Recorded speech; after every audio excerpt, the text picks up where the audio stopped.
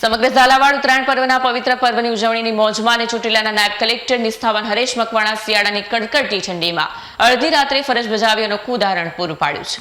HT Makwana સત્તા તો ઘણા પાસે હોય છે, પણ સત્તાનું અભિમાન ન હોય તેવા વિરલ વ્યક્તિત્વ બહુ ઓછા જોવા મળે છે. સાદગી, સેવા અને સમર્પણનું બીજું નામ એટલે શ્રી એચટી મકવાણા સાહેબ. ભૂમાફિયાઓ વિરુદ્ધ લાલ આંખ કરનારા નીડર અને બાહોશ હંમેશા સત્યની સાથે અને અનીતિ સામે અડીખમ રહેતા આ નીડર અધિકારીની સાદગીને સલામ. જ્યારે સમગ્ર રાજ્ય અને સમગ્ર ઝાલાવાડ ઉત્તરાયણ પર્વની ઉજવણીમાં વ્યસ્ત હતું, ત્યારે ચોટીલાના ડેપ્યુટી કલેક્ટર એચટી મકવાણાએ ફરજ પર હાજર રહીને ઉદાહરણ પૂરું પાડ્યું છે. તેઓ થાનગઢના જામવાડી વિસ્તારમાં 10 ડિગ્રી ઠંડીમાં રાત્રે ચોકી કરતા જોવા મળ્યા.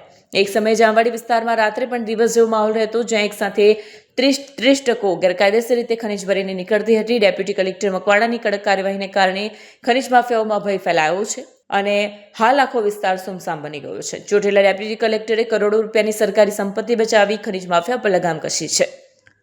જોકે વઢવાણ, લીંબડી અને સાયલા જેવા અન્ય તાલુકાઓમાં બેફામ ખનીજ ચોરી ચાલુ હોવાની ચર્ચાઓ છે, જેના પર સ્થાનિક તંત્રની નિષ્ક્રિયતા સામે સવાલો ઉઠી રહ્યા છે.